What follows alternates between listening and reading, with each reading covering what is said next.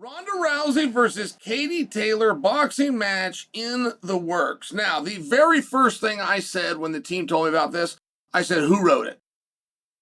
Well, his name is Nolan King. I know Nolan a long time. I am stunned that Nolan King put his name on this. According to Nolan King,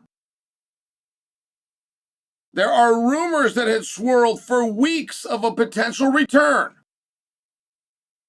Really, Nolan? Really? There was rumors out there for weeks? You know, that's a little different, Nolan. From I heard this the first time weeks ago versus rumors were out there swirling.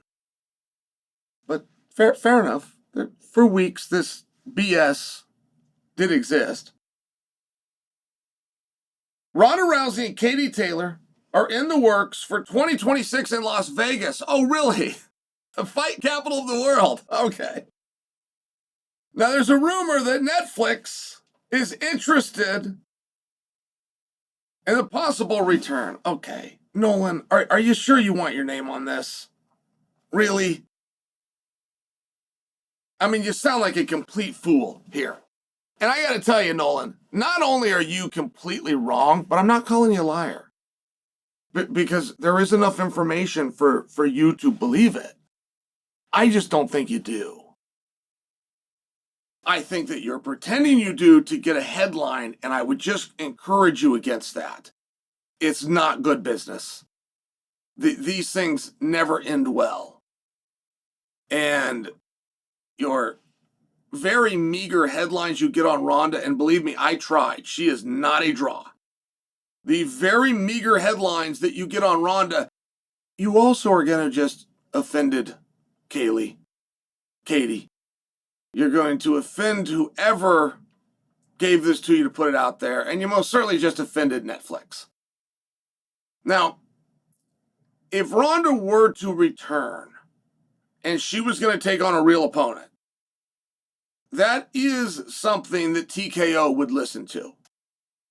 So the mere fact that your unbelievably untrue story did not have the intelligence to include the one promotion that actually knows her numbers. I've told you until I'm blue in the face. The Ronda Rousey story is very important to leadership to be told a very certain way. It just didn't happen that way. And so the people that know the numbers are not going to put her and Katie Taylor together. And Netflix is going to realize if they didn't want it and they know the numbers, we then need to be cautious of it because we don't know the numbers. I'm just sharing these things with you, Nolan. You seem like a sweet young man, but you seem that you can get influenced with BS now and again. And yes, as a reporter, you do have the right to report that you have sources, no matter how awful those sources are. Now, I don't have sources. I'm bringing logic into this. Mayweather and McGregor might be an easier example for you to understand. But it was said to be the biggest boxing event of all time, the most single successful revenue-driving boxing event in history. Now, I came very calmly and told you guys, yes, those are the reports, and yes, those are the sources, of which 100% are unnamed. And of your unnamed sources, none of them have even alluded or started a rumor to who the playboy that signed the front of the check was.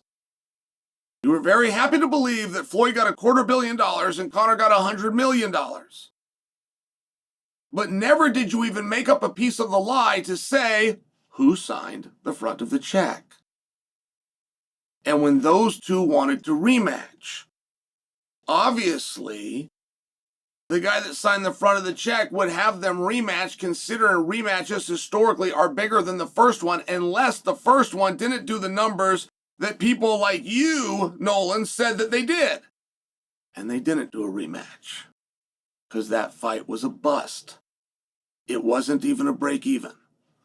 That fight lost money. It did no records. None of that was true. But it doesn't mean that you couldn't write a story saying that somebody told you it was. And Nolan,